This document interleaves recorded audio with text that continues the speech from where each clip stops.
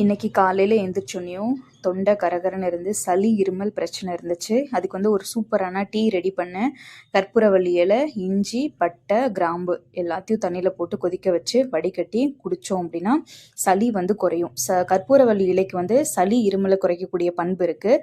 லவங்கப்பட்டை செரிமானத்துக்கு உதவுது. இஞ்சி என்ன பண்ணும் அப்படின்னா சளி இருமல் தொண்டை வலியை சரிப்படுத்துறதுக்கு ஹெல்ப்ஃபுல்லாக இருக்கும். நீங்கள் குடிச்சு பாருங்கள். தேங்க்யூ. Share and subscribe.